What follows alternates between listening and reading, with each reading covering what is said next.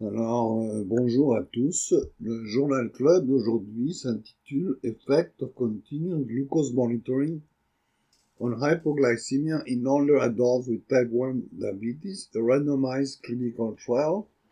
Il a été publié dans JAMA vers la mi-juin. En guise de toile de fond, l'hypoglycémie est un problème important chez les diabétiques du type 1 âgés.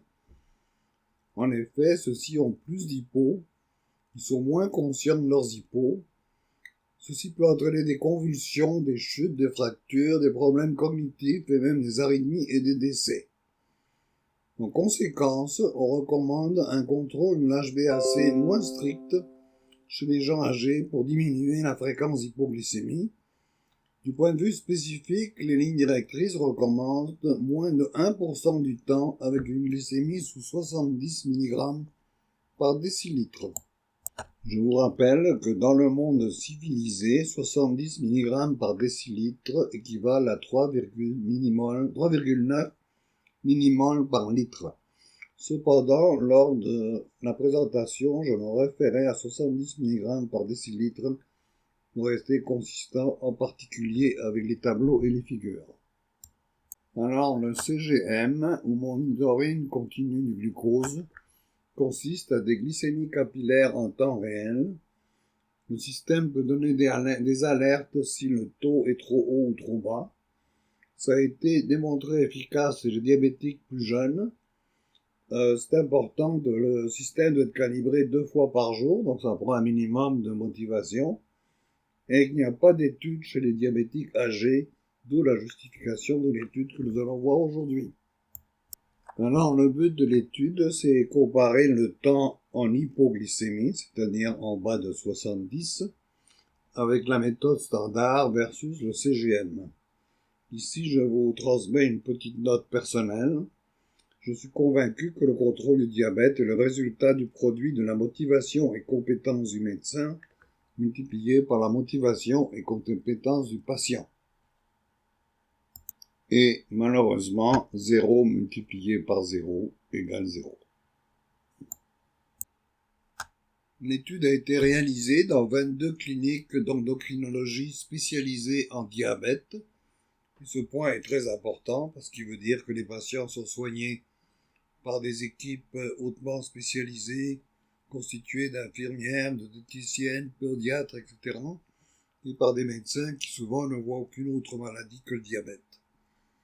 Donc, c'est un cadre très, très pointu. Les critères d'admission, c'est d'avoir plus de 60 ans, une HbA1c de moins de 10% et être capable d'utiliser de façon adéquate le CGM. Ces patients étaient donc randomisés sur un critère de 1 à 1, stratifié par centre pour éviter des débalancements excessifs entre centres. L'issue principale était le pourcentage de temps avec une CGM en dessous de 70, 3,9 dans le monde civilisé.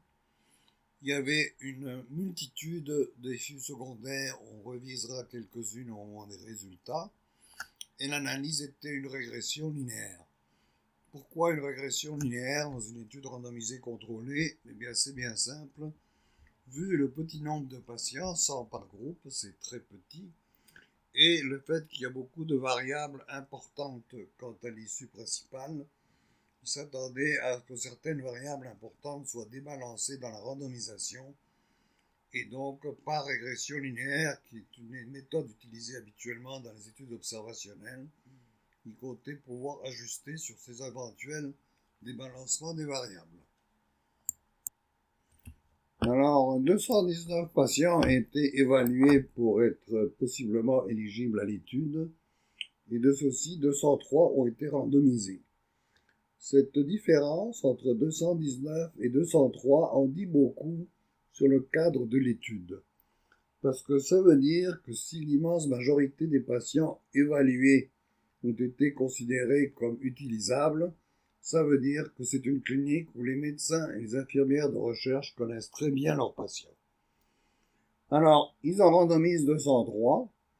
103 vont au CGM, et de ceux-ci, 103 ont utilisé le CGM tel que prédit, ce qui est aussi excellent. 100 ont été randomisés au BGM et de ceux-ci, 100 ont utilisé le BGM tel que prédit. Donc une compliance avec le protocole de 100% dans les deux groupes. Ça en dit beaucoup sur le type de patient qui était dans cette étude. Ils en perdent un au follow-up dans chaque groupe, 2 demandent à être retirés, 2 discontinuent, et en bout de ligne, ils ont 103 patients pour l'analyse primaire qui était tout de suite dans un groupe et 100 dans l'autre. En lisant entre les lignes, je pense que c'est évident que c'est une clinique très spécialisée et que c'est des patients triés sur le volet et que les investigateurs et les infirmières connaissent très très bien. Parmi les caractéristiques de base, je constate que 93% des patients étaient blancs, c'est-à-dire non hispaniques, ce qui nous fait penser également à une clientèle plutôt monétairement favorisée, ce qui est confirmé par le fait que seulement 20% dans un groupe et 35% dans l'autre avaient un revenu annuel de ménage de moins de 50 000. Le revenu de ménage médian aux États-Unis est 70 000. Donc on a affaire à une clientèle éduquée et économiquement favorisée, ce dont on se doutait déjà.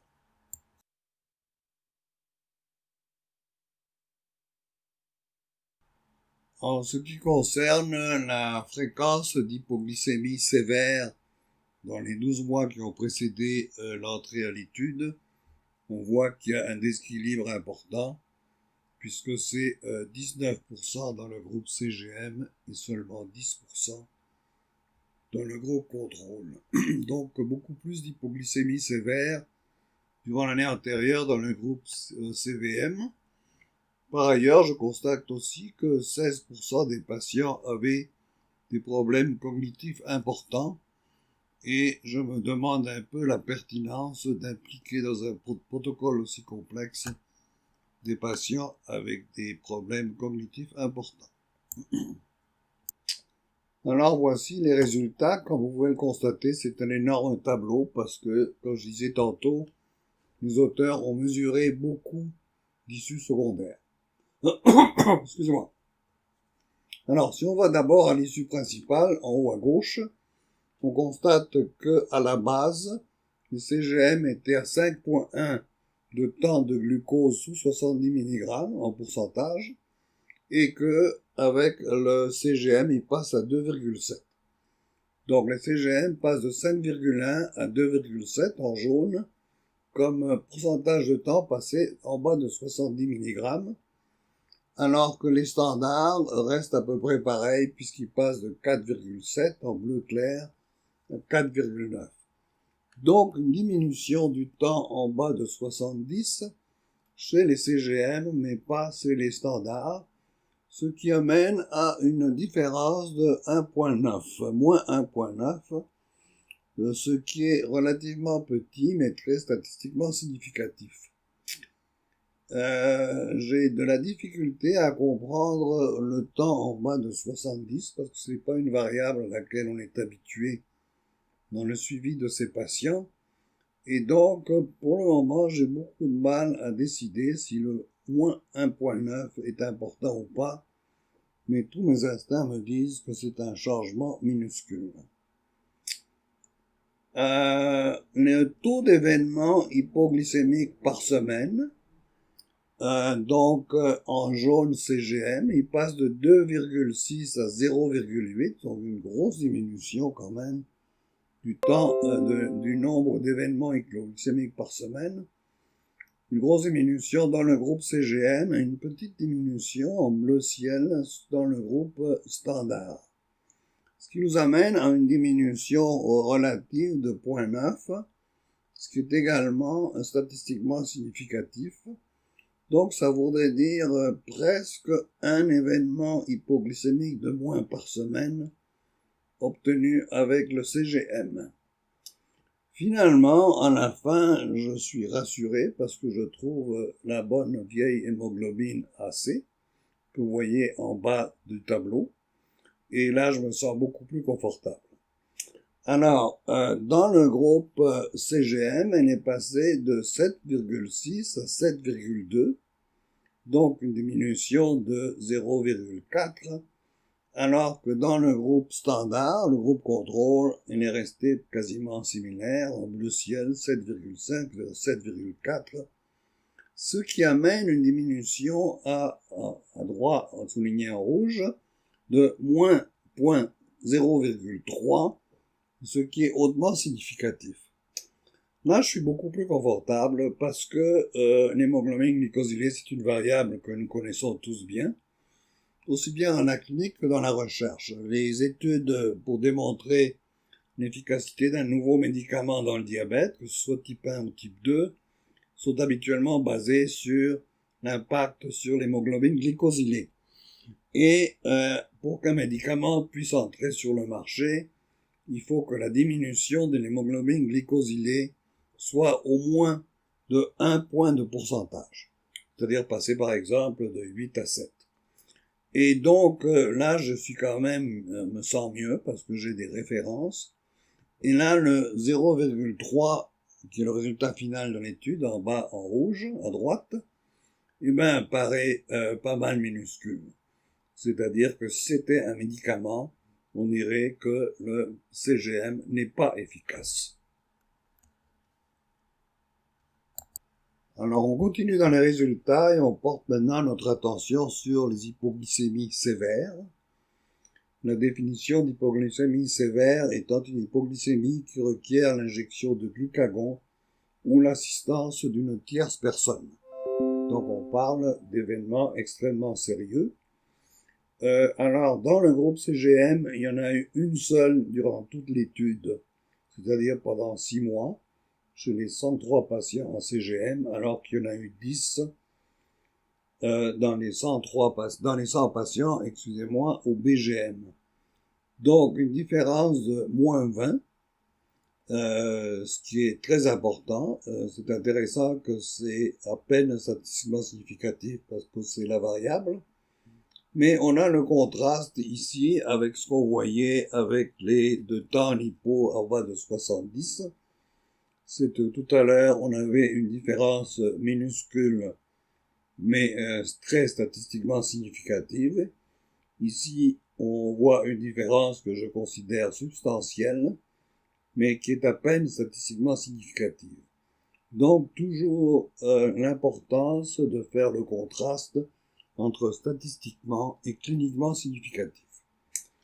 Quand on regarde les sous-groupes d'utilisateurs de pompes à insuline, oui ou non, les résultats ont été similaires, n'ont pas été altérés par l'utilisation de la pompe.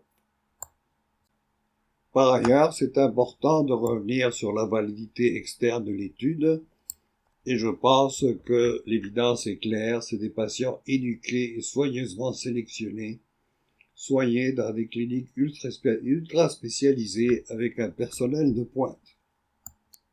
Alors les conclusions des auteurs sont très intéressantes, parce qu'ils constatent que chez des adultes diabétiques en haut de 60 ans, le CGM produit une diminution petite mais statistiquement importante du temps en hypoglycémie pendant les 6 mois. C'est-à-dire qu'ils sont en train d'interpréter essentiellement leur issue principale, qui était le temps en bas de 70, et ils acceptent que le changement est petit, mais je vous rappelle par ailleurs qu'il s'agit d'une variable explicative, une variable proxy.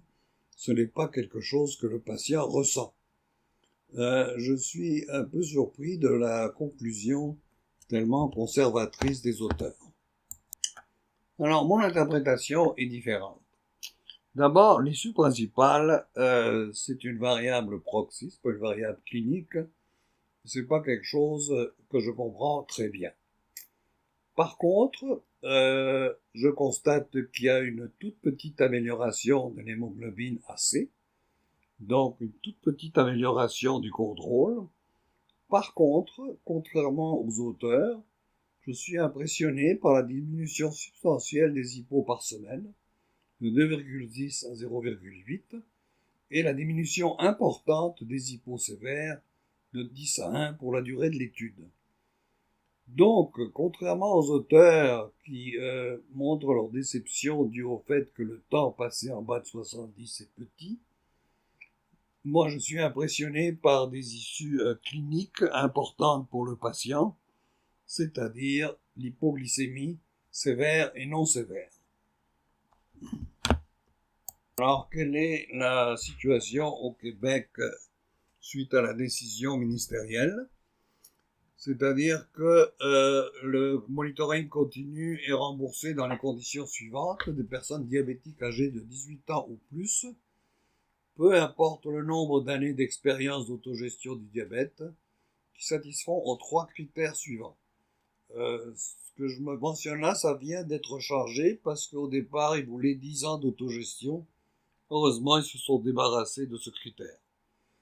Alors, les critères sont thérapie insulinique intensive, par pompe à insuline ou 3 injections d'insuline et plus par jour, des problèmes d'hypoglycémie fréquente ou grave, nécessité d'une autosurveillance glycémique au moins 8 fois par jour, c'est-à-dire 8 bandelettes par jour, et la demande initiale est maintenant autorisée pour une période de 6 mois plutôt que 3, et ceci dans le but d'évaluer si l'utilisation du Freestyle Libre MC, c'est la bébelle qui est disponible au Québec, et apporter le capteur.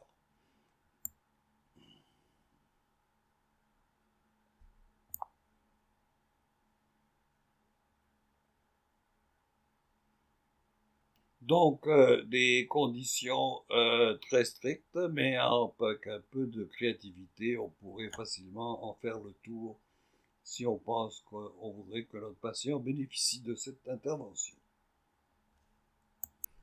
Alors, j'en conclus que le contrôle continu est une option intéressante à offrir aux patients similaires à ceux enrôlés dans l'étude, dans un environnement favorable et surtout quand les hypoglycémies fréquentes sont un problème majeur dans le contrôle de leur diabète. Alors, c'est tout pour aujourd'hui. Je vous remercie de votre attention. On est rendu à juillet et comme la tradition veut que juillet-août, il n'y a pas de journal club. Donc, on se reverra en septembre et j'espère qu'en personne. Alors, bon été et prenez soin de vous.